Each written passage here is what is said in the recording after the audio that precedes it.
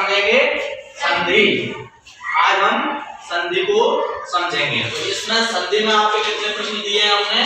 Board पे आपके प्रश्न लिखे हुए हैं। देखो प्रश्न नंबर 1 लिखा है संधि किसे कहते हैं। प्रश्न नंबर 2 लिखा है संधि कितने प्रकार की होती है। फिर प्रश्न नंबर 3 लिखा है स्वर संधि क्या है। फिर प्रश्न नंबर 4 लिखा है व्यंजन संधि को समझाइए। फिर प्रश्न नंबर 5 लिखा है विसर्ग संधि किसे कहते हैं। फिर प्रश्न नंबर 6 लिखा है सभी संधियों के एक एक उदाहरण लिखो। तो ये 5, 6 इन 6 प्रश्नों के उत्तर हम इस एक टीएलएम में पाएंगे, है ना। इसमें देखेंगे तो हमें इस तक को समझने की जरूरत है। अब हम सब देखेंगे। देखो क्या लिखा हुआ है, ये क्या बनाया है अपन ने? संधि हाउस बनाया है ना। सबसे पहले प्रश्न नंबर 1 देखो क्या लिखा है, संधि किसे कहते हैं लिखा है। पहले प्रश्न का उत्तर लिखा हुआ है देखो, किन्हीं 2 या 2 से अधिक वर्णों के मेल को संधि कहते हैं। हो गया पहले प्रश्न का उत्तर हो गया। अब देखो दूसरा प्रश्न है संधि कितने प्रकार की होती है लिखा है। तो देखो उसका उत्तर है संधि के मुख्य 3 प्रकार होते हैं। तो कितने प्रकार की होती है? 3 प्रकार की। तो ये आपको तीनों प्रकार मिल गए, है ना। तो अब इसके बाद हम इसको गेट को ओपन करते हैं। यहाँ पे हमने पर्यायवाची लिखे हुए हैं। कमल दिख रहा है सबको, है ना। ये कमल बनाया, कमल के पर्यायवाची लिखे हुए हैं। उसके बाद इस साइड हमने सूर्य बनाया और सूर्य के पर्यायवाची लिखे हुए हैं। तो इसको हम बाद में समझेंगे, पहले हम संधि को समझ लेते हैं, ठीक है। देखो अब हमने ये गेट ओपन कर लिया है। ये क्या है अपना संधि हाउस। तो सबसे पहले हम संधि के प्रकार की बात कर रहे हैं। तो क्या लिखा है तीसरा प्रश्न, स्वर संधि क्या है। प्रश्न नंबर 3 दो अपने क्लियर हो चुके हैं। तीसरा प्रश्न है अपना स्वर संधि क्या है। तो देखो सबसे पहले नंबर पे है स्वर संधि, दिख रहा है सबको। ये देखो स्वर संधि। अब स्वर संधि में यहाँ पे देखो हम बताते हैं क्या लिखा है, 2 या 2 से अधिक स्वरों के मेल से उत्पन्न विकार क्या कहलाता है? स्वर संधि कहलाता है ना। इसको क्या कहते हैं? स्वर संधि कहते हैं। अब उसके बाद अपन को क्या करना है, स्वर संधि का उदाहरण भी समझना है। तो इसमें एक उदाहरण भी इसमें दिया हुआ है। देखो क्या है उदाहरण, जैसे मुनीस। तो मुनीस में मुनि प्लस ईस बराबर क्या हो गया? मुनीस। तो देखो यहाँ मुनि ई प्लस ई, तो यहाँ क्या है? व्यंजन प्लस स्वर है। क्या है? ना जो है व्यंजन है, ना क्या है? व्यंजन है ना। और ई क्या है? स्वर है। व्यंजन प्लस स्वर बराबर स्वर। तो इसलिए क्या होता है यहाँ पे स्वर संधि होती है। दूसरा है अपना सु प्लस आगत बराबर स्वागत। तो उ यहाँ क्या है? सु उ प्लस आ। तो यहाँ पे किससे जोड़, इसका जो जोड़ हो रहा है वो किससे हो रहा है? मेल सु उ प्लस आ, मतलब उ भी स्वर है और आ भी स्वर है। तो स्वर प्लस स्वर बराबर स्वर, है ना। तो ये स्वर संधि यहाँ पे समझ में आ गया, इसलिए ये स्वर संधि होती है। ठीक है बेटा, समझ में आ रहा है ना, ये स्वर संधि आपकी हो जाएगी। इसके बाद अपन नेक्स्ट आगे बढ़ते हैं। क्या प्रश्न लिखा है देखो, प्रश्न नंबर 4 व्यंजन संधि को समझाइए। अब अपना दूसरा, तो नेक्स्ट देखो हम दूसरा हमारा है व्यंजन संधि। क्या है दिख रहा है ना सबको? व्यंजन संधि।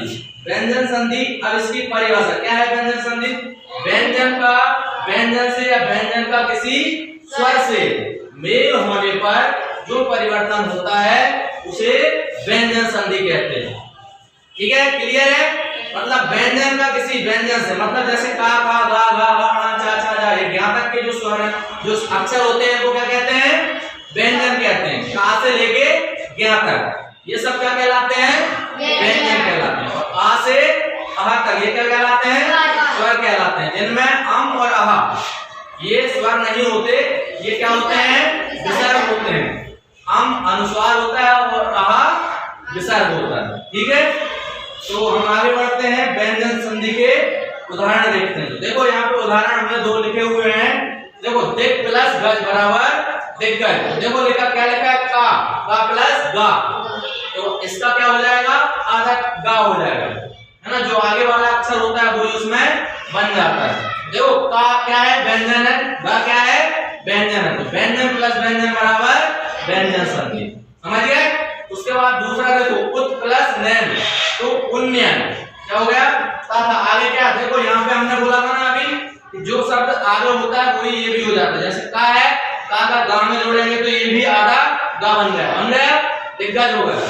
ठीक वैसे ही नीचे देखो उत ता है, ता को ना में जोड़ा तो आधा ना बन गया, बन गया। तो मतलब जो हमारा आगे वाला शब्द होता है उसमें किसी भी व्यंजन को हम जोड़ते हैं तो वो उसी का रूप ले लेता है, आधा बन जाता है, और इस प्रकार हमारा ये व्यंजन संधि समझ में आ गया कहलाता है। उसके बाद हम देखो प्रश्न क्या है, फिर उसके बाद 5वां प्रश्न है विसर्ग संधि किसे कहते हैं। तो अब हम विसर्ग संधि को समझेंगे।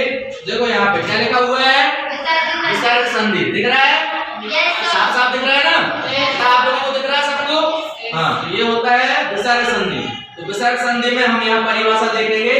विसर्ग का मतलब क्या होता है, देखो विसर्ग यानी ये जो बिंदी जो यहाँ पे रखी होती है ना, कोई सा भी शब्द होता है, जैसे ये शब्द है, हाँ आगे पीछे ये दो बिंदी रखिए, तो इसे क्या कहते हैं, इसको विसर्ग कहते हैं। क्या कहते हैं? विसर्ग।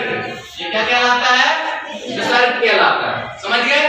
इसको विसर्ग कहते हैं। तो देखो हमने यहाँ पे लगाया हुआ है विसर्ग, दो बिंदी दिख रही है रखी हुई, तो इसके साथ जब स्वर या व्यंजन का मेल होता है तो उसे विसर्ग संधि कहते हैं, समझ गए? इसके साथ ये अक्षर जहाँ पे ये बिंदी रखी हो और उसके साथ कोई अक्षर जुड़ता है, स्वर जुड़े चाहे व्यंजन जुड़े, तो वहां पे क्या होगी? विसर्ग संधि होगी। ये संधि इसे विसर्ग संधि कहते हैं। तो क्लियर हो गई विसर्ग संधि। अब इसके बाद हम आगे बढ़ते हैं तो इसके उदाहरण समझते हैं। तो उदाहरण जैसे देखो क्या लिखा है, मना लिखा है प्लस रथा लिखा है, तो उसके बाद देखो बिंदी रखी है दो, विसर्ग रखा है, इसको विसर्ग बोलते हैं। ना पे विसर्ग लगा है, क्या लगा है? विसर्ग। छोटा मा है, छोटा ना है, और ना के बाद विसर्ग लगा है। तो विसर्ग के बाद हमने कौन सा शब्द जोड़ा है? रथ जोड़ा है, तो बराबर क्या हो गया? मनोरथ हो गया।